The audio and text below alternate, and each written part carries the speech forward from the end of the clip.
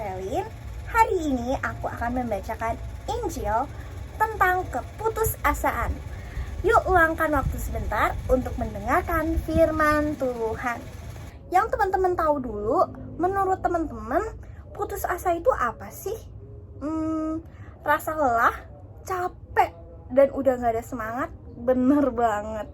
Menurut psikologis, putus asa adalah emosi atau keadaan yang ditandai dengan kurangnya atau bahkan hilangnya harapan, optimisme, dan gairah. Jadi bener banget teman-teman, orang yang putus asa itu udah bener-bener gak ada semangatnya dalam diri dia. Udah bener-bener pikirannya tuh udah negatif aja gitu pokoknya tentang suatu hal yang dia udah putus asa gitu. Misalnya ya, yang paling sering terjadi di pelajar itu putus asa dalam suatu mata pelajaran. Bener gak? Pasti adalah yang putus asa, ya gak sih? Kayak aku tuh paling gak bisa banget hitung-hitungan. Dan aku tuh putus asa banget sama yang namanya matematika, fisika. Itu udah paling gila banget sih. Tapi ya karena aku gak berpikir yang negatif, karena aku gak berpikir untuk udahlah capek gitu, gue udah emang gak punya kemampuan untuk berhitung, udahlah gak usah aja gitu. Teman-teman, kalian tuh pernah gak sih lihat gambar yang ada di sini?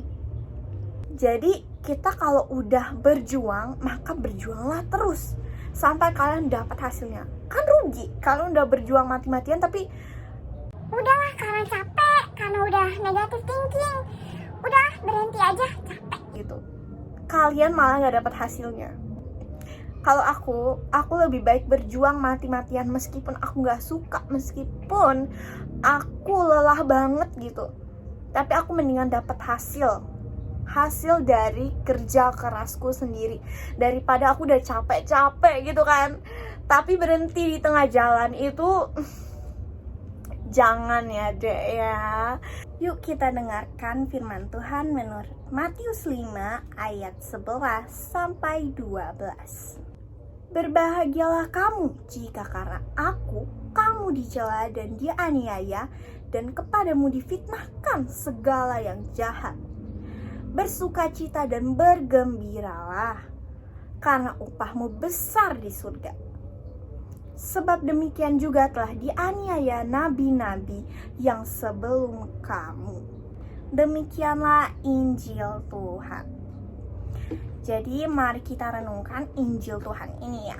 Kita di sini tuh diminta untuk bersukacita dan bergembira dalam segala hal, segala rintangan. Karena banyak orang yang dapat rintangan lebih buruk dari kamu.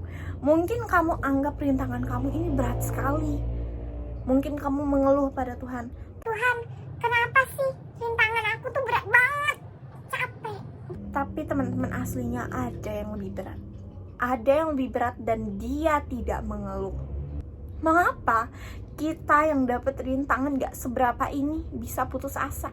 Jadi dari firman Tuhan ini kita belajar bahwa kita harus terus bersukacita, bergembira alias bersyukur. Ya, jangan cuman gara-gara dia gak suka sama kamu udah putus asa.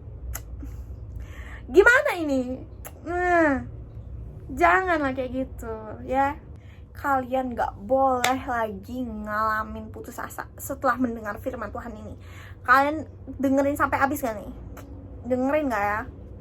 Pokoknya kalian itu harus benar-benar bersyukur. Teman-teman, bersyukur itu kuncinya. Kunci dari benar-benar kunci kehidupan itu bersyukur.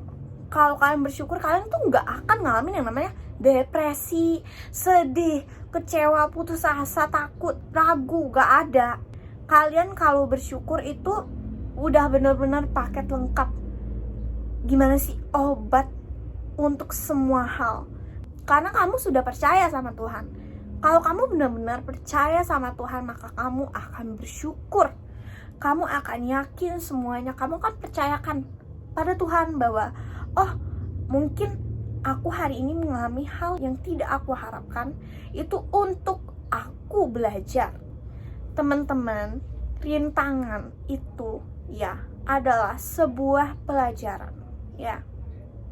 Jangan anggap rintangan tuh hal yang benar-benar Aduh, ngerepotin. gitu. Banyak yang mikir rintangan tuh ngerepotin banget sih, gitu. Kalian pernah mikir gak kenapa Tuhan beri kita rintangan hidup? Kenapa? Karena Tuhan itu sangat sayang sama kita. Karena Tuhan mau kita berubah jadi lebih baik.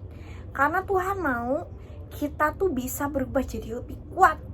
Teman-teman di usia kita yang seperti ini, di usia kita yang banyak sekali rintangannya, banyak yang kita harus terima, yang kita harus lakukan. Apalagi kita yang udah bentar lagi mau SMA, apalagi mereka yang bentar lagi lulus SMA, harus kuliah, harus menghadapi dunia kerja.